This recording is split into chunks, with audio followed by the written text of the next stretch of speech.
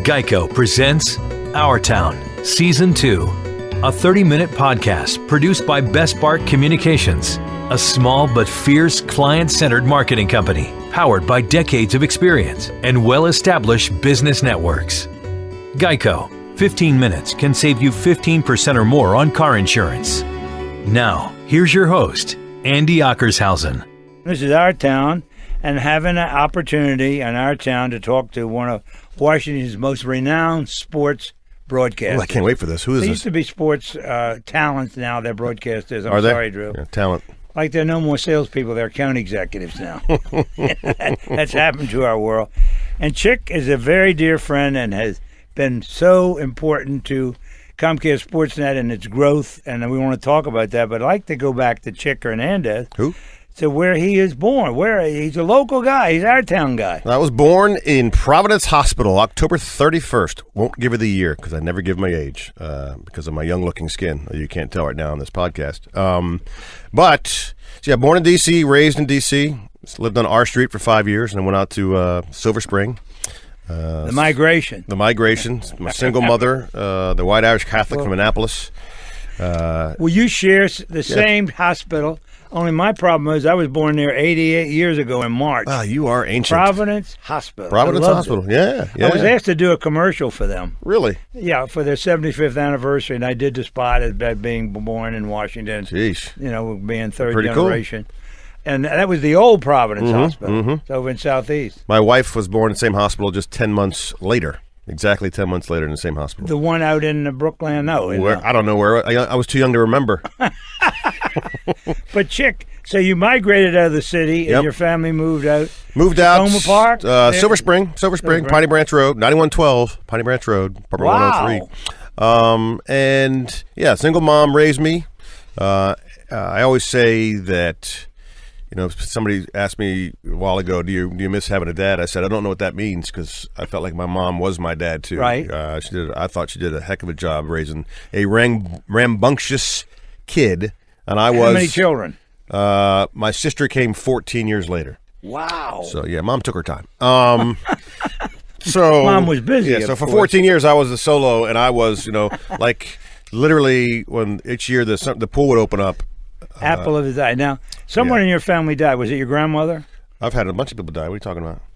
No, really. My aunt died last year. This April. No, this is April. like 5 or 6 years ago. My mother did in 2010. That's what your mom died. A crushing one. St. Joseph's?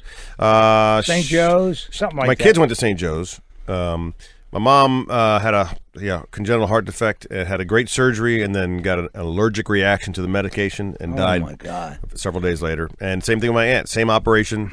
Died in the hospital. So not a great memory, Andy. But thank you. You got to remember the past. But I do. What the future is. My mom was a hippie growing up, and she taught me. But all this happened in the Silver Spring area, not in the city. Yep. All Silver Spring. The chief thing that my mom taught me really was about race. Here's a white lady who was raising a kid of color. My father was a musician who I met when I was 38 years old for the first time. Was he played in a local organization, a band? He was a Cuban from Havana who came over with Tito Puente, one of the more famous musicians. My God, I know that name quite well. Right, so my father's name is Carlos Patato Valdez. He invented what you see now as the tunable conga drum. He came over, made a movie with Brigitte Bardot back in the 60s. Called And God Created Women. And the cool thing was, I've heard of the movie. The cool thing was, when I became a father, was the first time that I decided, I'm going to start. I know who my dad is because I can see him on the internet.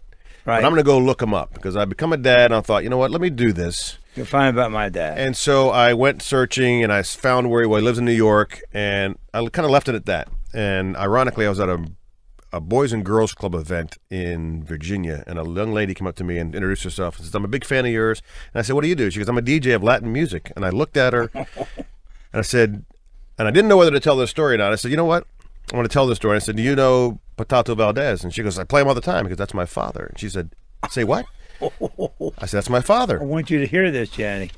And she said, she started to cry when I told her the story that I hadn't met him, but that I knew who he was. And so 2 years goes by. I'm at the beach, and I get a voicemail from her who says, hey, I don't know if you've found your father or not, but he's playing at Blues Alley this weekend. Wow. And I said, I hung up the phone, looked at my wife, and I said, we're leaving the beach early. My dad is playing, my father is playing at Blues Alley. And she said, I think you should go. So I went, I called my mom and said, I'm going to Blues Alley. My mom said, can I come? I said, sure. So here we are, 2 days later, walk into Blues Alley, and I sit 5 feet from where he's going to play, and I wait. And my mom's asking me, are you going to say anything to him? I said, I don't know. I don't know what I'm going to do. I just want to see him play. All I've heard is what a great musician he is. I've seen him on internet. I want to see. Now, I knew that I was a giant at 5'6". He was 4'11". So I was lucky. My mother was 5'6". So I was lucky to be this, quote, tall. And he's the headliner. So his band plays for 40 minutes. They finally call him up. He walks out, and he looks frail and small, and my mom says, I don't know if you should say anything to him because you might give him a heart attack. You could shake him, right? Absolutely. So he plays for an hour, and I watch, and my mom is there with her best friend from back in the day as well, when they all used to hang together. And I said, I'm going to have to say something at the end of the set. So I go to get up, and I see this guy standing in front of my father, this guy Paul Hawkins, who's a DC drummer, who was hung out with all of those folks back then. And I look, and I look over my mom, and I go, is that Paul Hawkins? And she says, yes. And so I go up, and I tap Paul on the shoulder. He turns and looks at me. He knows who I am, and he goes, oh, my God, I know why you're here. And I said, yeah, could you facilitate? Because I don't speak Spanish, and he don't speak English. And so he turned to my father and said, Patato, tu hijo. And my father said, huh? He goes, tu hijo, your son. Well, all heck breaks loose. They start crying and hugging, and I'm standing there. It was like out of a comedy. No one recognizes that I'm standing there. They're all hugging. My mom, her best friend Jackie, Patato, Paul, they're hugging and crying. And I'm like, hey, guys, over here. I'm the guy who kind of... Finally, my dad comes to me, and I hug this little tiny man, and he takes me backstage and meet the band. He says, can you stay for the second set? I say, sure, absolutely. When he comes out, comes out for the second set. There's no 40-minute prelude. He comes out, and he bounces out. And now he starts playing like they remember him playing. And then about midway through that second set, he stops, and he says, and I hear his English, his broken English, say, I'm going to play a song that I wrote 40 years ago, and it's about my mother. And Paul starts to translate the song to them, and they're now bawling. I'm just in amazement watching this guy. We took pictures afterwards. It was great. I said, you want to come over for dinner? And his agent said, we're going to play with the Boston Symphony tomorrow. We can't. Wow. The next day I get a call at 5 o'clock. Is that invitation still up and running? Because we just pissed off a lot of people in Boston. Why? We just walked off the plane. We're coming to dinner. He met his grandkids. And we knew each other. We talked on the phone for 2 years, and then he passed away as he was coming. He was going to play GW, Lisner Auditorium, and he got sick on the plane and passed away 2 years later. 2 weeks later. Was he going back to Havana? Was he? No, he was never going to go back. Never going to go back. Never going to go back. He might have with this new regulations, but no, it was cool. I got 2 years with him. We talked on birthdays and Father's Day, and I grew up trying to learn the language in school. Never really got it. I can understand, but I can't speak it. But every time I'm near and in the situation, if I'm in a Cuban restaurant, which I love the food, there's something inside me that when they start talking Spanish, it hits me. I can feel it, and I wish I was more fluent in it. But it's cool, and I still to this day some of his bandmates and stuff. They reach out to me. That is such a fabulous story. Now, what was the name of the group? I wanted Janice to hear that. Tito Puente. He Remember came Frank over. Arden used to play that. He came over. My father, Patato Valdez, came over from Cuba with Tito Puente. And we know when I was in college, this was really the first time I realized I might start to look for him. I'm in college. NBC was Thursday night must-see TV. I'm in my fraternity house, right, watching the Cosby Show. And it's a Cosby Show, and it's the one episode where his father is going to play one last time in a band with a trombone, right? So he's practicing. The final scene is them performing, and it's Tito Puente at his drums. And there's a wide shot, and the wide shot is for half a second. And I sit up in my chair, and I'm waiting. And then I hear Tito say, "Ain't that right, Patato?" And the camera turns to him, and here he's got his hat on, and he says this line, "Oh, not me, baby."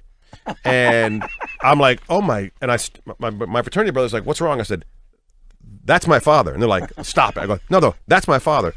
And this is before call waiting. I'm trying to call my mother. Got the busy signal for about 5 minutes because she's trying to call me. And finally we got hold of each other. I said, did you see what I just saw? She goes, yeah, yes, I did. Wow. Yeah, it's pretty cool. Pretty cool. That's great. Yep. On a Thursday night. On a Thursday night, yes. Oh, Chick. As a youngster. But that's a great story. But you were living in Silver Spring. Yep. And you went to high school there. Montgomery Blair, the original Montgomery Blair. Yes. I am the least famous of the folks at Blair. We got Connie Chung. We got Goldie Hawn. Sly Stallone for like 6 weeks. Ben Stein, the comedian. Oh, yeah. Carl Bernstein. The young lady on Channel 5 does the morning show. You know, I don't watch Allison local. Seymour. Oh, she does? She went Yeah, to Blair, too? she's a graduate I didn't of know she was Montgomery at Blair. Blair, I never knew that. Well, I saw it in somebody had a picture of a Really? yearbook. I did not know that. But that, at one time, athletically speaking, the big rivalry was Montgomery Blair and BCC. Correct. When I grew up, they're the only two schools. Right. It had now there must be 50 high schools in the Maryland When I suburbs. was coming through, it was Blair and Springbrook were the two biggies. Yeah. BCC had kind of gone down a little bit. Well, BCC went down because they got rich. Right. We were talking Drew Mills, who went to Gaithersburg. That was farmers at one time at Gaithersburg. Sure, yeah. It was farm country. Yeah, we went and scrimmaged Damascus once, and I swear they were bench pressing cows out there. I swear it. Now, in your years at Blair, were you involved in theater or anything? I did theater. I was the only 3-sport athlete my senior year, and I was also in the play, Guys and Dolls. Wow, you're a Masterson, Sky Masterson? I was no, I was not. I was the pickpocket in the opening scene, and a little Liver Lips Louie. What a great show, though. For Great kids, show, and it was cool because my baseball coach and the theater guy worked it out because you could the do theater, both. the theater guy wanted me in the show, so that was kind of cool. What else did you do? Football? Football, baseball, and I swam. Now, Wow. Not Cubans obviously can swim. What? It's a long way. Better than for that Joe joke. Frazier, at Yes. least. So I was on the swim team because of my theatrical nature. We were we were one of the best teams in the area. And so we designed, we would show up to swim meets in Army fatigues. We ticked off a lot of the competing teams because we were so good and we knew it. We had a hit list of the schools, a big schedule, and we would put it up on the wall. And before the meet, we would cross out the name of the opponent. And they would get really ticked at us. But and I swam the 500 free, and I'm the only person ever to swim the 87 butterfly. Wow. Figure that one out. Yeah, I didn't make it to 100. I pushed off the wall, I kept going, and the next thing I knew, I felt these hands on my wrist pulling me up. I was on the bottom of the pool. I had passed out. That butterfly is tough. Exertion. Man. That butterfly is tough. 500 free was nothing. Although 500 free, you had my buddies 20 laps, and they have a little lap counter inside the water. So I would get I'd see 15, 14, 18, 20. I'm like, what? So I look, what are you doing to me? They were crushing me. Yeah. It was a good time. Our swim team was Great. They were champions. They had a campus with the pool right there. We swam the at old campus? MC Tacoma. We practiced there. Oh, I see. Yeah. Crossed the line. Yeah, huh? it was easy. Yeah, and also Long Branch, I think. That's a great story. I didn't know all. I knew you were quite a high school athlete, but I didn't realize. Well, and there's were no a pictures. performer. No pictures of that because nobody wants to see me in a Speedo. I have known you and watched you for 30 years, and I know you're a performer. I am a performer. I say it all the time. Yes. 24/7. But that's what makes your talent come out. Thank you. So we're delighted about this, Chick, and we're going to talk more about it and more about your dad. This is Andy Ockershausen. This is Our Town. We're talking to Chick Hernandez. Okay, keep your eyes closed. Okay. I want to show you my first ever painting. All right. Okay. Open your eyes. Oh, that's a lot of colors and shapes. So be honest. What do you think? Well, I like how if you switch to Geico, you could save hundreds of dollars on car insurance. Oh, yeah, that's true. Yeah. Here, why don't I hold your paintbrush while you call them? Geico, because saving 15% or more on car insurance is always a great answer. You're listening to Our Town.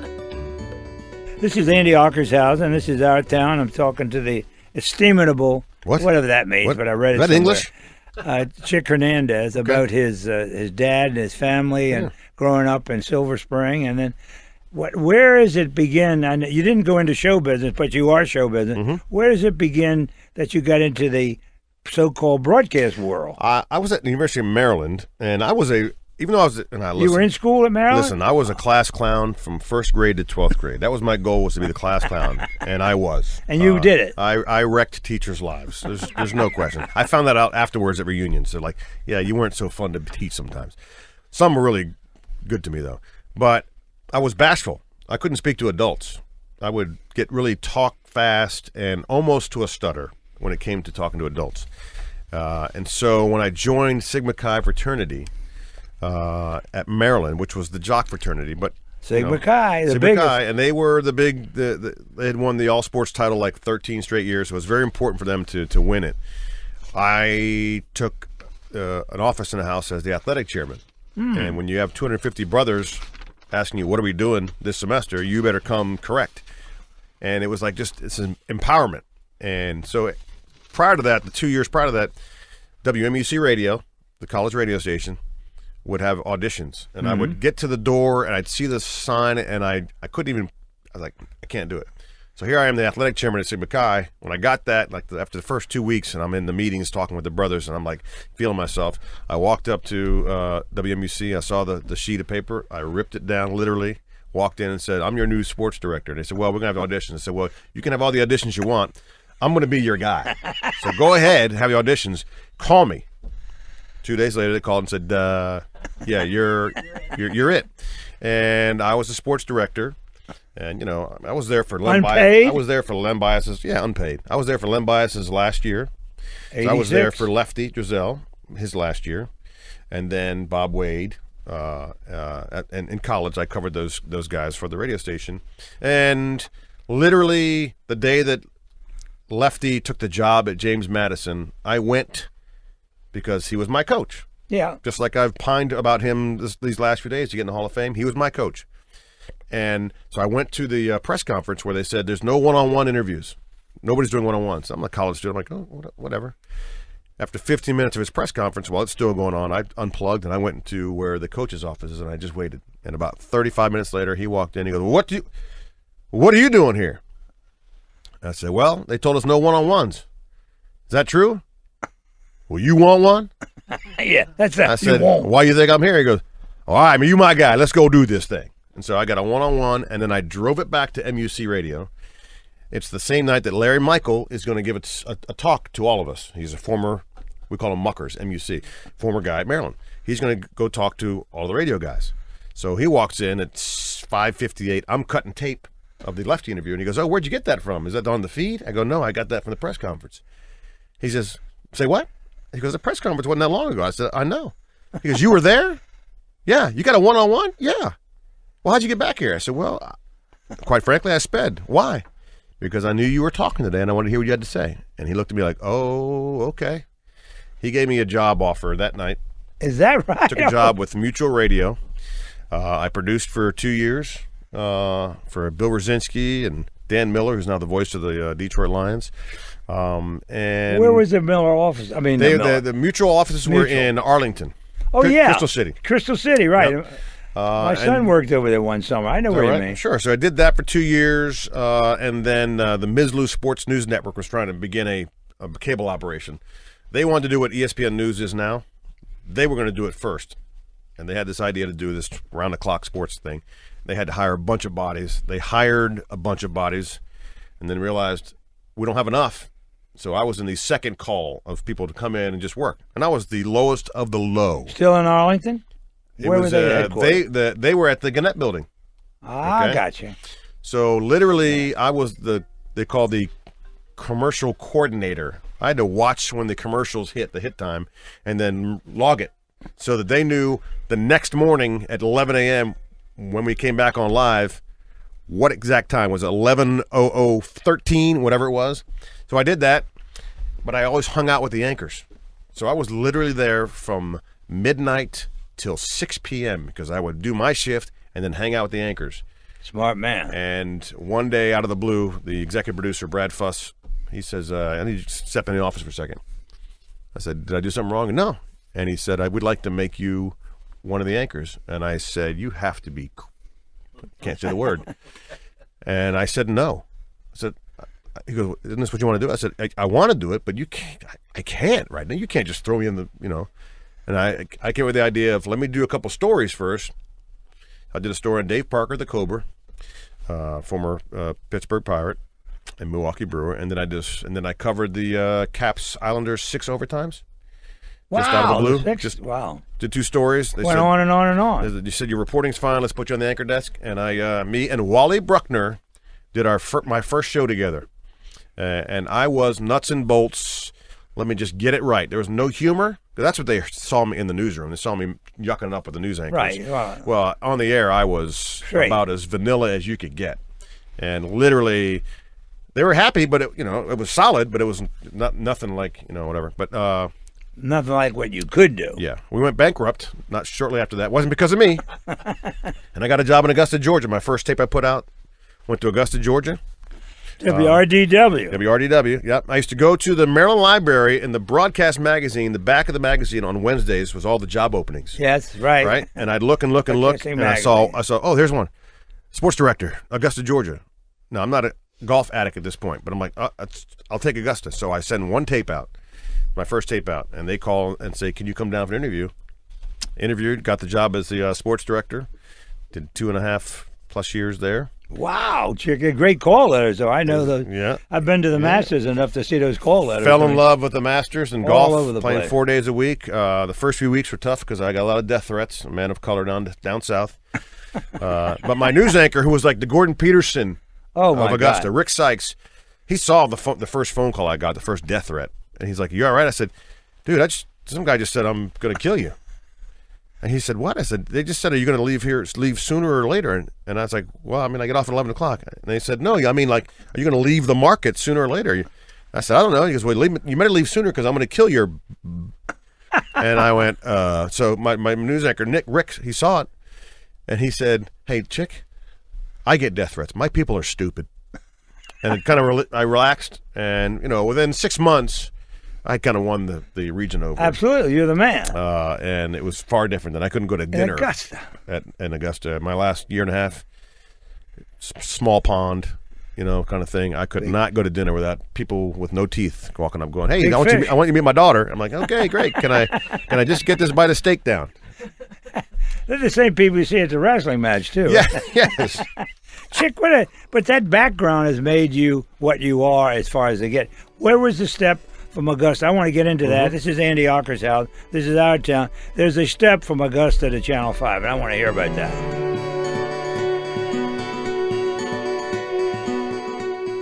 Are you still promising yourself or your spouse to get your will updated and a good basic estate plan in place? Are you finally ready to make sure you don't leave a mess behind for your family to clean up? Give me just 2 hours and I'll show you how. I'm attorney Mike Collins, host of radio's Legally Speaking show. Come to my seminar and I'll teach you what you need to know about wills, trusts, taxes, probate, how to keep your money in your family. Register now at MikeCollins.com and I'll even waive the tuition. That's MikeCollins.com. Hi, Tony Sybil here to tell everybody about our newest restaurant over off New York Avenue. It's called Ivy City Smokehouse, 1356 Oakey Street Northeast, right next to the Heck Company warehouse. It is terrific, and we have the only seafood smoker in the District of Columbia. So when you go to your grocery stores or your delis, ask for Ivy City products. 202-529-3300 or ivycitysmokehouse.com. You're listening to Our Town with Andy Ockershausen. Brought to you by Best Bark Communications.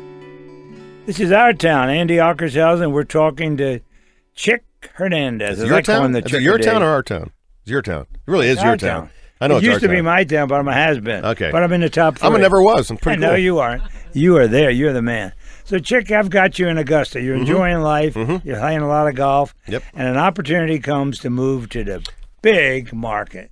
A friend of mine who I grew up with from high school. I have a very close-knit group of guys from first grade that I'm still close with, picked up guys in junior high and high school. And you're a clown all the way. All the way. The high school, in junior high, we started a thing called the BS Club, which you can imagine what that was, but we also made it the Boys Service Club. We did food drives.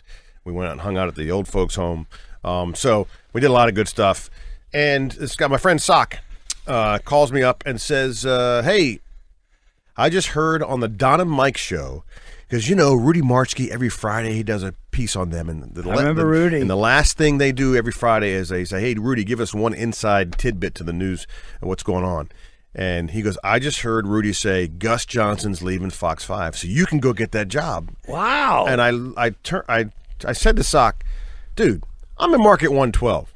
That's market 7. I'm not making that jump. And I hung up on him. I'm like, you're crazy. Ooh. Hung up on him, and about a half an hour later, I'm sitting there, and it just kind of dawns on me, well, at least give him a tape so they can tell you what you're doing right, what you're doing right, what you're doing. Never in my mind, Andy, did I think I would get the job.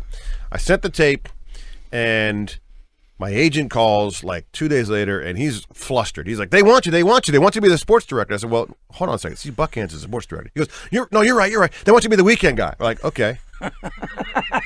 What do you mean by that? He goes, well, you got to go for an interview. So I came up for an interview. Now, this is my hometown. So I come in. I tell nobody. Not even my mother. I fly in straight to Fox 5. I knew one of the producers, Joe Yasheroff.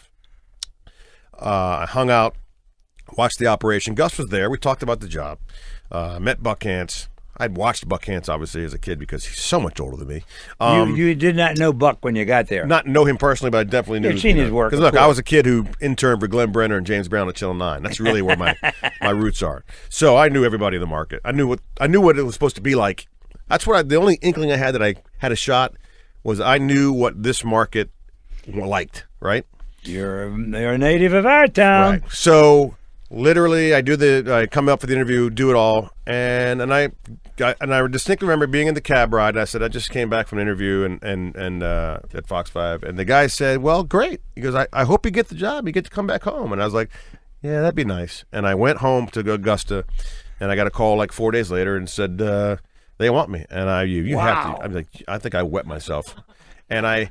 Literally, and they said, here's the caveat. We want you. You're going to sign. Buckhantz is going on 2 weeks vacation. Your first show is this Sunday night, this is a Thursday. This Sunday night, you get to do a half-hour show. I'm like, what? So I came in, and I had to do like a news hit, the end of the news, 10 o'clock news, and then do a half-hour show, Sports Final, I think it was called. Right, they had a final. Right?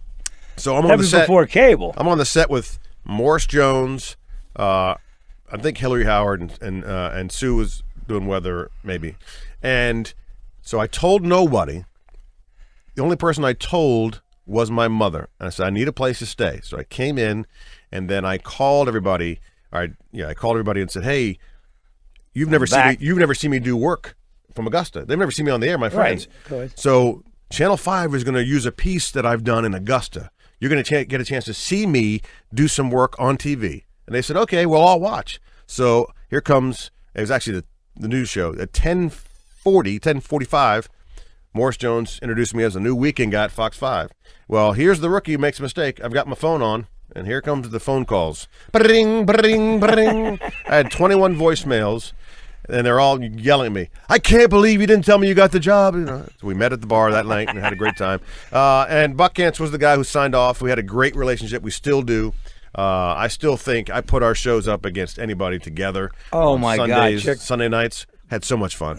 Well, you were the face of Channel 5. No, Buckhantz was the face of Channel 5. No, but Buck was too nice. He was very nice, and he shared the mic with me, and he knew that I was a little bit different.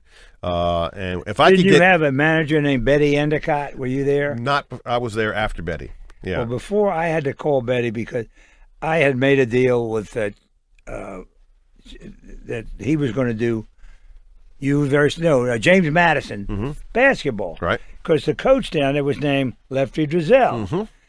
And the coach said, okay, we'll let him do it. Then I hired Buck to do Navy football for WMAL. They were going to the Hula Bowl. And Betty Endicott, whoever the news director, wouldn't let him go. Really? Said, that's rating period. And I said, well, nobody cares about rating period. Here's a chance for him to get a major bowl from Maryland. And they wouldn't let him go. And I had to beg her, and she wouldn't let him go. But Buck, I thought Buck did great with football. Did great football. He's been great with the Wizards. Guy. Been great with the Wizards. And a good guy. He's a good person. He's a great person. And to welcome me in and to share the mic with me. I'm like I said, we've had some. If I can make him cackle, when he gets to his cackle laugh, I know that anybody who's watching us, they're laughing right now too. And that's the thing. And it's the thing that Glenn Brenner taught me back in the day. if the girlfriend or the wife also watches you, and I had plenty of husband and wife say, we watch you. And that meant that the lady who normally wouldn't watch the sports back in the day, it was more than sports. Right, yeah. It was about entertainment. And, we did some wacky. I rode a 2,000-pound Brahma Bull, bruised my Brenner spleen. was the leader of that. Yeah, Brenner was. He used to drive George Michael crazy because George was straight. Right. But Glenn couldn't be straight. No, it's impossible. And my first foray with Glenn as an intern, literally the first day we met, he came in and talked to all the interns and said, "You guys know who I am, right?" And we're like, "Yeah." He said, I like humor. I like funny stuff." And then he walked out. And they sent us on our way to do our assignments. My first assignment was to do women's basketball, to watch and log the USA versus Russian women's team. Wow. Well, great. I'm like, what am I doing watching this crap, right? Introductions come out, and they introduce the center on the women's team for the Russian team. And I swear to you, my first reaction was, oh, my God. My next reaction was, later in life, was, I think that was George Marathon. I'm not sure, because she was not an attractive woman. So I went to Glenn's office, knocked on the door, said, "Mr. Brenner?" He goes, "Yes." I said, I think I have something funny. He looks at his watch. He goes, It's been 10 minutes, son. I go, I think it's funny. Had to bring it to Union Shop. Can't touch anything. Bring him all the way back. This guy, Steve, the engineer, punches the tape. She walks out, and Brenner just goes, "Oh, my God. That looks like my first blind date." On the air that night, that was his line. Maureen Bunyan almost fell off the set. And I thought, here we are. Here we go now. We are kindred spirits. And from that day forward, he looked at me and was like, all right, we got this kid's You had it going, something. baby. Yeah, it was cool. Oh, yeah. we Miss that guy awfully. Miss him. Well, we had Ernie Bauer sitting where you are telling Glenn Brenner's story. Oh, my gosh, yeah. I knew about because he used the dancing crab as his home away from home, Absolutely. of course. Yep. But to use entertainment, which I always thought sports was, now I know and have known for years, that's what it's all about. Sure. If it ain't funny, they ain't watching, baby. Yeah, I agree with you completely. And I look for the humorous things and everything. And so much humor in life. There is, and so many people are stuck in the mud people, and especially, look, when I was in Augusta, I had a beaten path to the GM's door. His office was down the hallway, and when I would do something, when I walked up after a show, I'd just see the long arm and the finger just kind of come down to my office, and I would go down there 2 or 3 times a week. The first 6 months, I was, and he was like, "What are you doing?" The first night I said God, and he said, "You don't say God in the Bible Belt." I said, "Okay." Then I said gosh, and he goes, "Gosh, too close to God." I'm like, "All right, what can I say?" Yeah.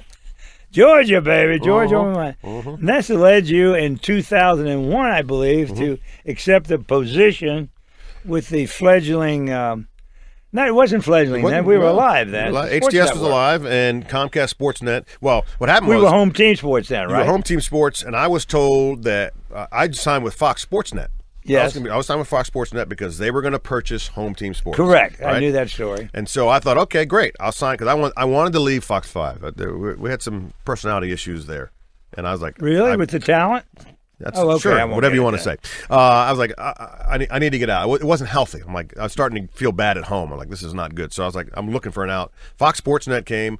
I was covering the Terps in March Madness in Minnesota. I got a call from a guy, Fox Sportsnet, and said, we're going to buy Home Team Sports. Would you be our number one hire, face of our network? And I said, oh, my Lord, absolutely. I don't have to move? No, you don't have to move. Okay, great. I signed my deal. This is your town. Now, this guy was at S&M with me through the bankruptcy. So my deal with him, I said, this has to be guaranteed. Well, we don't do guarantees. I said, well, I'm not coming because me and you have both been through a bankruptcy. That was when I was single. Now I'm a father of 2. I'm not doing bankruptcy. So he agreed to a 2-year guaranteed contract. And 2 weeks later, he called me and says, we got an issue. What's that? We didn't buy Comcast Sports. We didn't buy Home Team Sports. Comcast Sportsnet did. Who is Comcast Sportsnet? Well, they're based out of Philadelphia. I said, well, okay. I said, what does that mean? I said, doesn't mean much for me. He goes, why not? It's because I got a 2-year guaranteed deal. You're paying me no matter what. And he's like, oh, crap. Yeah, so yeah. So I basically was on loan to them for 9 months while we tried to work out a deal with Comcast Sports. And I covered the Super Bowl, playoff series. For 5. You were covering for Fox Sports. For Fox Sports Fox, Net, the regionals. They just called me up and said, hey, can you do this? Sure. So I got to do great stuff for 9 months while the third child was being born, I was home with my wife. It was great. And Honeymoon. And then Comcast Sportsnet came calling and said, we'd like you to be the guy. And I said, absolutely, I'm not moving. That was Cudahy, correct? That was Jim Cudahy and Sam Schroeder. Well, everybody knew your work from Channel 5. Right. That I was think one Ernie of the Bauer. things- I think Ernie Bauer is really the one who kind of said, "Hey, you need to get this guy." That's what I really think. Ernie, Yeah. well, this was the transition period. People came from 5. We and the sports department and the sales knew we needed to have somebody on the air that people knew who they were. Sure. Yeah. That was necessary. And to get Chick was a boon. The sports department was so happy because they didn't have to sell you. Everybody knew you. Right, As a right. matter of fact, they didn't know anybody else on you. Yeah. It was cool. But it And was you know what? great. And we came right in, and what we did the first year, we had Maryland's national championship. I had a great relationship with Gary Williams, who gave us access Everything, that others didn't Chick. get. 17 years ago. That's incredible. That is ridiculous. Jeez. April 4th, 2001. That's the first day. And I thought and you're to coming myself, up on your yeah, it's 16th year. Yeah. But Pretty Chick, brutal. and you established that relationship with Maryland, but you also established one with the Washington Redskins, which at the time was the Tiffany of sports franchises. Yeah. I don't know if that's true anymore or not, but you lived through the tough years. You were the point man for the team, right? Yeah, it you was were the beat tough. reporter. It was tough because you just didn't know what was coming each day. They were doing so many crazy things, and you had a brand new owner at the time, Dan Snyder, who our first live shot. We went to school together, me and Dan, at Maryland. Nobody knew that prior to the live shot I did with him from the suite. And my opening line was, "Here with the new owner of the Washington Redskins, Dan Snyder." Not many people know this, but we went to Maryland together. Obviously, we went to different classes. You laughed. He just looked at me like I'd spoken Chinese. And I looked back at the camera and said, "Well, this is going to go well." And I'm like, "What is that?" And, off and running. And, Dan knows it. He was. Did he ever recognize that fact? No, not until much later. We've gotten to know each other. Right. We did a sit-down You did a interview. lot of one-on-ones with him. I did one a year and a half ago that was spectacular because he didn't want to do it. And so he kept trying to get out of it. Right. And then we sat down. He didn't want to talk to anybody. Didn't want to talk right? to anybody, yeah. He agreed to do it, and then he said, "How about I interview you?" And I said, and I thought to myself in the back of my head, let me let this happen for a few minutes. That'll calm, ease his pain. And he interviewed me for 6 minutes. And we put it online because it was hysterical to watch this guy ask me questions about what do you like to eat, but all kinds of off the beaten stuff, and that by the time we turned it around, I did him. It was good. And, Absolutely, Yeah. got a lot of accolades. Yeah, I know yeah. the story. he's a good guy. I mean, he's a fascinating guy who just used to step on his own feet. I think he's done a good job of staying out of the fray and hired the right people. Well, we all hope and pray so, but there seems to be a couple different voices from camp, and we're talking to like Drew Mills when he's talking when he's involved with Geico. He's got Bruce Allen. Bruce Allen on one side and the general manager Scott saying McLuhan, they're not in the same place, Yeah. and Dan's not saying anything, so they're confused. But Chick, you lived through the bad years, and they're not good yet. I'm distressed with the changes in the coaching, only because continuity I think is important. Yeah. And they don't have any now. Well, I mean, the good thing is Jay Gruden has got a good job, and he's done a good job. He was still learning, and he's still learning. Absolutely. And what happened? But the good news is you were good enough that people wanted to take from your staff, right? So Sean McVay goes to L.A. I think they'll be fine. Jay goes back to calling plays. It's all about what you do. It's all on Scott McLuhan right now. This draft and who they get. Now he's done a good job, I think. Getting a guy like a Josh Norman. Unfortunately, Junior Gillette. Junior Gillette would have been a huge boon at linebacker, but he's popped 2 Achilles, and That's you'll right. never. We don't know where and he's coming going. back. We'll see what happens, but he would have been a difference maker on that defense, which was like a sieve last year.